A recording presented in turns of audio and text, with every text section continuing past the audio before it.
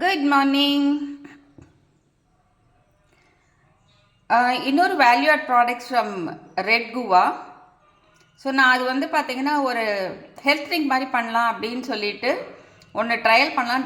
ரெண்டு கொய்யா மட்டும் தின்னாக கட் பண்ணி நல்லா சன்ட்ரை பண்ணி மிக்சியில் பவுட்ரு பண்ணேன். மிக்சியில் ஆனால் நல்லா பவுட்ரு பண்ண முடியல, அது வந்து மெஷினில் தான் பண்ணோம். ஸோ அதனால் நான் என்ன பண்ணிட்டேன்னா அதை வந்து ஜஸ்ட்டு சீவ் பண்ணிவிட்டு அந்த ரெசிடியூ அப்படியே வச்சுட்டேன். ஸோ சீவ் பண்ணதை எடுத்து நான் என்ன பண்ணேன்னா இன்றைக்கி பாலில் கலந்து வச்சுருக்கேன். நான் கொஞ்சம் டேஸ்ட்டும் பண்ணிட்டேன். இது ஃபுல்லாக கலந்தேன், டேஸ்ட் பண்ணிட்டேன். நல்ல டேஸ்டியாக இருக்குது. ஆனால் இது நாட்டு சக்கரை இருந்தால் நல்லாயிருக்கும். நான் வந்து நாட்டு சக்கரை இங்கே அவைலபிளாக இல்லை.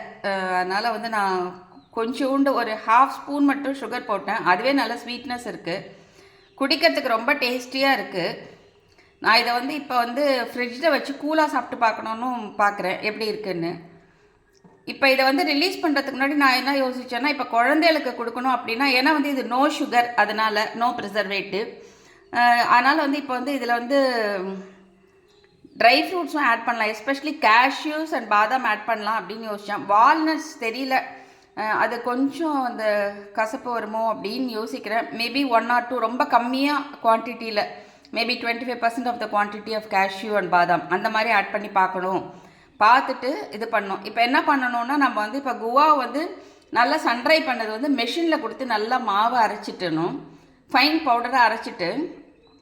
ஆனால் அதுலேயே வந்து பாதாம் கேஷ்யூலாம் பண்ணக்கூடாது, ஏன்னா அது வந்து அந்த மெஷினோட சூடு தாங்க, அது கொஞ்சம் ஆயில் கண்டென்ட் இருக்கணும். இன்னொன்று வந்து பார்த்திங்கன்னா, நம்ம மிக்சியில் பண்ணச்ச கொஞ்சம் வந்து ரஃபி கன்சிஸ்டன்சி எடுத்தோம்னா அதை சாப்பிடச்ச அந்த குட்டி குட்டி பீஸ் வந்து நல்லா என்ஜாய் பண்ணுற மாதிரி இருக்கும்.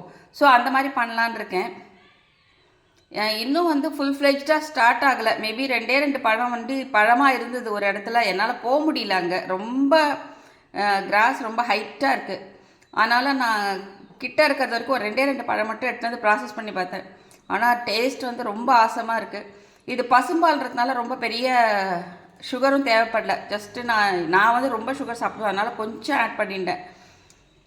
இன்ஃபேக்ட் சுகர் கம்மியாக சாப்பிட்றவங்களாம் இதை அப்படியே கூட குடிக்கலாம், அந்த மாதிரி தான் இருக்குது, ரொம்ப நல்லா இருக்குது. ஸோ நான் இதை வந்து ஒரு ஹெல்த் ட்ரிங்காக வந்து நெக்ஸ்ட்டு வந்து லான்ச் பண்ணணும். ப்ராப்ளி ஒன்ஸ் அந்த ஃபுல் ஃப்ளெஜ்டாக ஒரு மினிமம் அமௌண்ட் குவான்டிட்டி ப்ராசஸ் பண்ணிவிட்டு then I will come back. Thank you.